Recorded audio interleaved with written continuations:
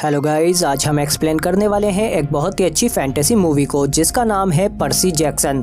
Movie की शुरुआत में हम देखते हैं कि मछुआरे के सामने पानी में से एक बहुत ही विशाल इंसान निकलता है जो कि साइज में इंसानों से काफी बड़ा है और फिर ये पानी का इस्तेमाल करके इंसानी साइज का हो जाता है। और ये कोई इंसान नहीं बल्कि एक देवता है, पोसाइडन, जो अपने भाई ज़्यूस से मिलने आया है। ज़्यूस इसे बताते हैं कि मेरा लाइटनिंग बोल्ट चोरी हो गया है जिसे तुम्हारे बेटे ने चुराया है। अगर 14 दिनों में मेरा लाइटनिंग बोल्ट वापस नहीं मिला तो फिर युद्ध होगा। तुम जानते हो कि मैं क्या कर सकता हूँ। इसके बाद ज़्यूस वहाँ से ओलिम्पस चले जाते हैं। इसके बाद हम पर्सी को देखते हैं जो कि पानी के अंदर है। इसके बाद पर्सी म्यूजियम में आ जाता है जहाँ इसे पोसाइडन की आवाज आती है कि तैयार रहना पर्सी, सब कुछ बदलने वाला है, क्योंकि पर्सी पोसाइडन का बेटा है। अंदर मिस्टर ब्रूनर इन्हें बताते हैं कि कुल मिलाकर 12 ओलंपियन देवता हैं। सबसे बड़े हैं ज़्यूस, उनके भाई पोसाइडन और हेडिस। कई बार ये देवता धरती पर आए और अलग अलग औरतों से संबंध बनाए। उनसे जो बच्चे हुए वो आधे इंसान और आधे देवता हैं। इसके बाद पर्सी को उसकी टीचर एक अलग रूम में ले जाती है और वहाँ पर वो एक बड़े से उड़ने वाले मॉन्स्टर में बदल जाती है और उससे पूछती है कि वो लाइटनिंग बोल्ट कहाँ है, मुझे दे दो, वो तुमने ही चुराया है, मुझे दो वरना मैं तुम्हारा कलेजा चबा जाऊंगी। पर तभी वहाँ पर्सी का दोस्त और मिस्टर ब्रूनर आ जाते हैं जो कहते हैं कि उसे छोड़ो अभी वरना मैं तुम्हें खत्म कर दूंगा। जिस पर वो मॉन्स्टर पर्सी को छोड़कर भाग जाती है और फिर पर्सी को कुछ भी समझ नहीं आ रहा था कि ये सब क्या चल रहा है। जिस पर मिस्टर ब्रूनर कहते हैं कि इसे अब सच बताना ही होगा, तुम्हें अब कैंप में जाना है, क्योंकि अगर उन्हें लगता है कि चोरी तुमने की है तो तुम कहीं भी सुरक्षित नहीं हो। और फिर वो पर्सी को एक पेन देते हैं और उससे कहते हैं कि ये बहुत ही खतरनाक हथियार है, ये तुम्हारी रक्षा करेगा। इसके बाद पर्सी का दोस्त कहता है कि तुम्हारी मोम को भी इस बारे में पता होना चाहिए और फिर ये पर्सी की मोम को भी सब कुछ बता देते हैं जिन्हें पहले से ही सब पता था। और फिर कार में वो पर्सी को बताती हैं कि तुम कैंप में सुरक्षित रहोगे, वो कैंप तुम्हारे जैसे बच्चों के लिए ही है।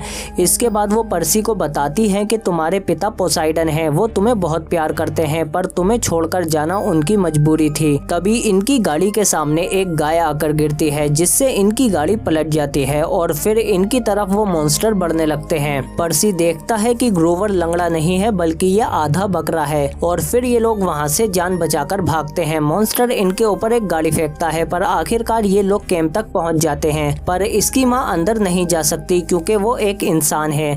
तभी वो मॉन्स्टर आकर पर्सी की मोम को पकड़ लेता है और पर्सी बाहर आकर मिस्टर ब्रूनर का पेन यूज करता है जो कि एक तलवार में बदल जाता है, पर वो मॉन्स्टर पर्सी की मोम को मार देता है और फिर पर्सी उससे लड़ने लगता है। पर वो मॉन्स्टर बहुत ही शक्तिशाली है पर लेकिन आखिरकार सूझबूझ से पर्सी उसे मार गिराता है और फिर बेहोश हो जाता है। और फिर जब इसकी आँख खुलती है तो ये कैंप में होता है और ग्रूवर इसे बताता है कि तुम्हारी मॉम मर चुकी है। और फिर ग्रूवर इसे कैंप में घुमाता है और उसे बताता है कि मिस्टर ब्रूनर सच कह रहे थे, देवता इंसानों के साथ संबंध बनाते हैं और उनके आधे देवता बच्चे इस कैंप में हैं। तभी पर्सी एक लड़की को देखता है। ग्रूवर उसे बताता है कि ये एनाबेथ है, बुद्धि की देवता एथीना की बेटी।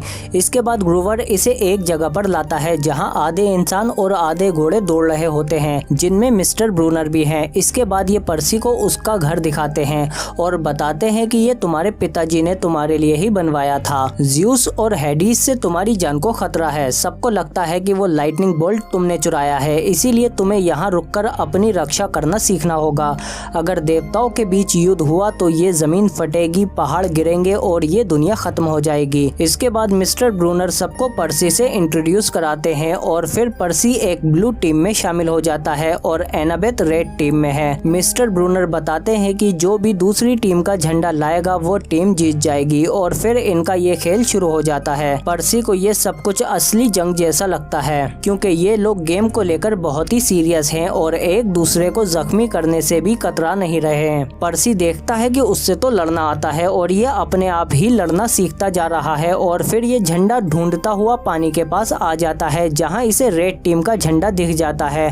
पर्सी जैसे ही उसके पास जाता है तो वहाँ एनाबेथ आ जाती है और उससे कहती है कि तुम्हें वाकई लगा कि ये इतना आसान होगा। और फिर ये दोनों लड़ने लगते हैं पर एनाबेथ इस पर भारी पड़ती है और पर्सी को जख्मी कर देती है जिससे पर्सी पानी के पास गिर जाता है। तभी इसे पोसाइडन की आवाज आती है जो कहते हैं कि पानी तुम्हारी मदद करेगा और फिर पानी में हाथ डालते ही इसके सारे जख्म भरने लगते हैं और पर्सी फिर से खड़ा हो जाता है और पर्सी पहले से भी ज्यादा पावरफुल हो जाता है और फिर ये एनाबेथ को भी हरा देता है और ब्लू टीम ये गेम जीत जाती है। और फिर रात को ये सब लोग पार्टी में होते हैं और यहाँ पर एनाबेथ और पर्सी एक दूसरे से काफी बातें करते हैं। एनाबेथ बताती है कि हमारे पेरेंट्स आपस में एक दूसरे से काफी नफरत करते हैं। तभी हम देखते हैं कि आग में से हेडिस निकलकर सामने आते हैं और पर्सी जैक्सन को बुलाने लगते हैं और उसे उसकी माँ को दिखाते हैं कि वो जिंदा है और मेरे साथ अंडरवर्ल्ड यानी के नर्क में है। अगर उसे वापस चाहते हो तो वो लाइटनिंग बोल्ट मेरे पास लाओ और अपनी माँ को ले जाओ। ये सुनते ही पर्सी बौखला जाता है और मिस्टर ब्रूनर से कहता है कि हमें हेडिस के पास नर्क में जाना चाहिए। मैं उसे सच बता दूंगा। जब उसे यकीन हो जाएगा कि लाइटनिंग बोल्ट मेरे पास नहीं है तो वो मॉम को छोड़ देगा। पर मिस्टर ब्रूनर कहते हैं नहीं, अगर उसे पता चला कि लाइटनिंग बोल्ट तुम्हारे पास नहीं है तो वो तुम दोनों को ही मार देगा। पर पर्सी नहीं मानता और वो रात को चुपके से कैंप से जाने लगता है। पर तभी उसके पास ग्रोवर और एनाबेथ भी आ जाते हैं और उससे कहते हैं कि हम भी तुम्हारे साथ चलेंगे। और फिर आखिरकार पर्सी मान जाता है। ग्रोवर कहता है कि दूसरी दुनिया का रास्ता कौन जानता है। एनाबेथ कहती है कि मुझे पता है कि ये कौन जानता है। इसके बाद ये तीनों ल्यूक के पास आते हैं जो कि दूसरी दुनिया यानी नर्क का रास्ता जानता है क्योंकि ये पहले भी वहाँ जाकर आ चुका है। फिर ल्यूक पर्सी को उड़ने वाले जूते देता है और साथ ही उसे एक नक्शा भी देता है जो कि इन्हें नर्क का रास्ता बताएगा। पर ल्यूक बताता है कि वहाँ जाना तो आसान है पर वापस आने का कोई रास्ता नहीं है, इसीलिए तुम्हें वापस आने के लिए 3 मोती ढूंढने होंगे और जब तुम वहाँ से बाहर आना चाहो तो उन मोती को अपने पैर के नीचे रखकर कुचल देना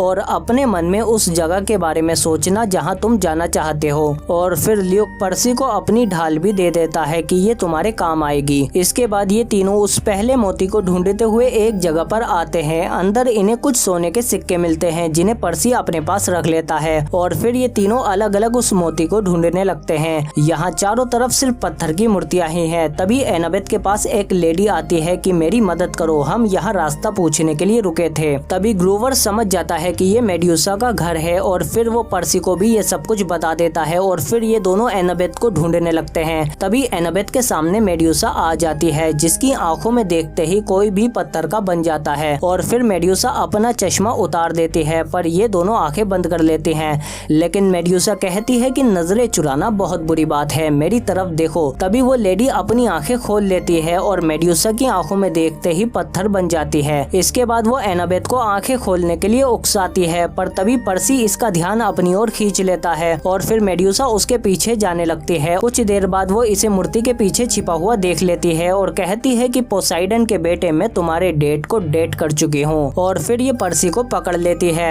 लेकिन पर्सी अपनी आंखें बंद कर लेता है जिस पर मेड्यूसा कहती है कि तुम्हारे पास लाइटनिंग बोल्ट है, मुझे नहीं दिखाओगे? मुझे तुम्हारी आंखें देखने दो, मैंने सुना है कि वो समुद्र से भी ज्यादा गहरी हैं। सिर्फ एक बार मेरी तरफ देखो। पर्सी इसकी बातों में आने ही वाला होता है पर तभी इसके दोस्त मेड्यूसा को गाड़ी से ठोक देते हैं और फिर पर्सी पीछे से इसका सिर काट देता है। एनाबेथ कहती है कि इसका सिर मरने के बाद भी काम करता है, शायद ये हमारे किसी काम आ जाए। इसके बाद ये लोग अगले मोती को ढूंढने के लिए एथीना के मंदिर में आते हैं जहाँ पर एनाबेथ की माँ एथीना की बहुत बड़ी मूर्ति है और फिर रात को ये उस मूर्ति से वो मोती निकाल लेते हैं। पर तभी इनके आगे कुछ लोग आ जाते हैं जो पर्सी से लाइटनिंग बोल्ट देने के लिए कहते हैं। पर्सी कहता है कि वो मेरे पास नहीं है, जिस पर ये लोग हाइड्रा में बदल जाते हैं और फिर हाइड्रा इन पर आग बरसाने लगता है लेकिन पर्सी उसके सिर काट देता है जिस पर एनाबेथ कहती है कि तुम इसका एक सिर काटोगे 2 और निकल आएंगे। और ऐसा ही होता है। हाइड्रा वापस से इन पर अटैक करने लगता है और पर्सी आग में फंस जाता है लेकिन फिर पर्सी वॉशरूम से पानी लेकर उसे कंट्रोल करके इसके आगे एक दीवार बना देता है पर हाइड्रा उसे गिरा देता है और जब ये लोग बाहर भागते हैं तो दरवाजा लॉक होता है और पीछे हाइड्रा। पर तभी ग्रोवर मेड्यूसा का सिर निकालकर हाइड्रा के सामने कर देता है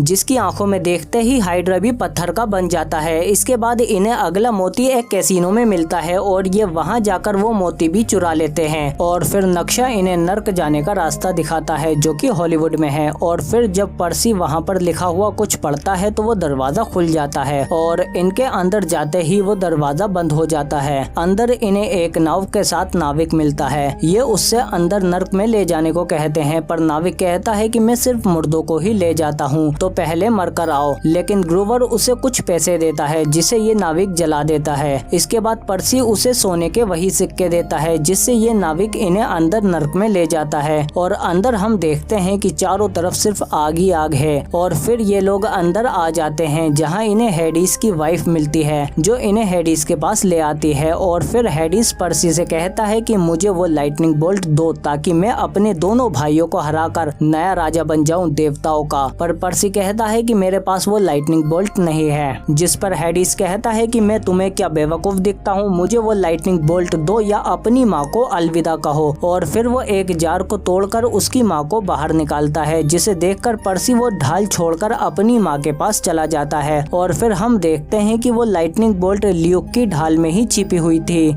जिसे हेडिस उठा लेता है और फिर अपनी बीवी से कहता है कि आत्माओं के दरवाजे खोलो, अब मैं सारे देवताओं का राजा बनूंगा। पर तभी इसकी बीवी वो लाइटनिंग बोल्ट छीनकर उससे इस पर ही हमला कर देती है और इन्हें बचा लेती है। और फिर वो इन सबको बताती है कि ये हमेशा मेरा अपमान करता था, अगर देवताओं के बीच युद्ध हुआ तो मैं हमेशा के लिए यहाँ नर्क में ही सड़ती रहूंगी। इसके बाद ये लोग उसे वो 3 मोती दिखाते हैं, जिस पर हेडिस की वाइफ कहती है कि इससे तो सिर्फ तुम 3 लोग ही वापस जा सकते हो, तुम में से किसी एक को यहाँ रुकना होगा। और फिर ग्रोवर यहाँ रुकता है और ये तीनों ओलिम्पस चले जाते हैं ज़्यूस को उनका लाइटनिंग बोल्ट वापस देने के लिए। पर वहाँ पर ल्यूक आ जाता है और इनसे कहता है कि मैंने वो लाइटनिंग बोल्ट चुराया था। और फिर वो इनसे वो लाइटनिंग बोल्ट भी छीन लेता है और उसे बताता है कि मैंने ये सब इसीलिए किया ताकि ये देवता आपस में लड़ मरकर खत्म हो जाएं, ताकि नई पीढ़ी यानी कि हमें राज करने का मौका मिले। लेकिन फिर पर्सी इससे फाइट करके वो लाइटनिंग बोल्ट लेने की कोशिश करता है और फिर आखिरकार ये लाइटनिंग बोल्ट ले लेता है।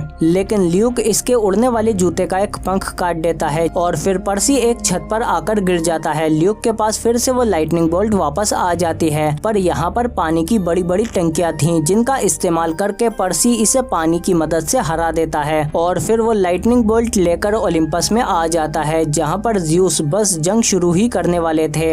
और फिर पर्सी ज़्यूस को सारी सच्चाई बता देता है कि आपका लाइटनिंग बोल्ट ल्यूक ने चुराया था, वो आप लोगों से बहुत नाराज है, इसीलिए वो आपको लड़वाना चाहता था ताकि आप आपस में लड़कर खत्म हो जाएं। ज़्यूस इससे काफी खुश होते हैं और फिर पर्सी उनसे अपने दोस्त ग्रोवर को नर्क से वापस लाने को कहता है, जिस पर ज़्यूस मान जाते हैं। इसके बाद एनाबेथ भी अपनी माँ एथीना से मिलती है और पर्सी अपने पिता पोसाइडन से मिलता है और इसके बाद ये लोग वापस से अपने घर आ जाते हैं और ये मूवी यहीं खत्म हो जाती है। आप कमेंट करके बताओ कि आपको ये मूवी कैसी लगी। अगर वीडियो अच्छी लगी तो लाइक करो इसे और सब्सक्राइब करो हमारे चैनल को, बेल आइकन दबा के नोटिफिकेशन ऑल पे भी क्लिक करो ताकि और भी अच्छी वीडियो मिलती रहे तुमको। इसके अलावा एंड स्क्रीन में मिल जाएंगे और वीडियो भी है, चैनल में भी जाके देख सकते हो।